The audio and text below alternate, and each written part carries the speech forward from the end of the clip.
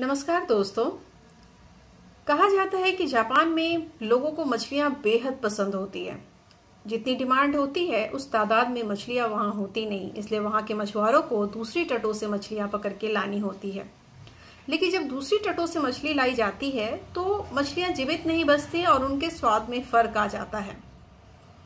फिर मछुआरों ने सोचा कि क्यों ना मछलियों को पानी में करके लाया जाए, जिससे कि उनकी स्वाद बिल्कुल फ्रेश मछलियों जैसा बना रहे। और उन्होंने ऐसा ही किया। छोटे छोटे टैंक में, पानी के टैंक में उन्हें डाल के लाए।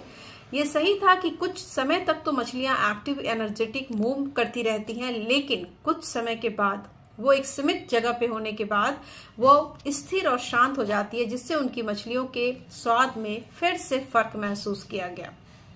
फिर मछुआरों ने सोचा कि क्यों ना उस टैंक में जिसमें मछलियां डाली जाती है छोटी छोटी शार्क डाल दी जाए, ताकि मछलियां जो है वो मूव करती रहे। और यही किया गया। वाकई में जब शार्क, ये बात सच थी कि शार्क कुछ मछलियां को खा जाती थी, लेकिन बाकी की बची मछलियां जो है वो हमेशा हाई अलर्ट पे रहती थी और मूव करती रहती थी अपने आप को बचाने के लिए।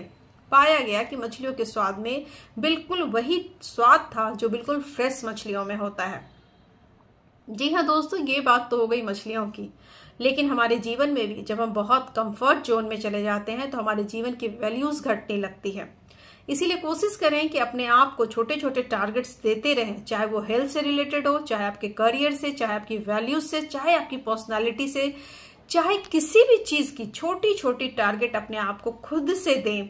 आपको फील होगा कि आप हमेशा एनर्जेटिक रहते हैं और एक पॉजिटिव एटीट्यूड के साथ आप जीवन में बढ़ते रहेंगे। अदरवाइज बहुत ज्यादा कंफर्टेबल और कंफर्ट जोन में होने के बाद कहीं ना कहीं मोनोटोनस हो जाते हैं और हमारा जो मोरल है वो डाउन होने लगता है। तो अपने आप को टारगेट दें और हाई एनर्जेटिक रखें। जीवन में आगे बढ़ने का इससे बेहतर तरीका और कुछ नहीं हो सकता। Thank you so much.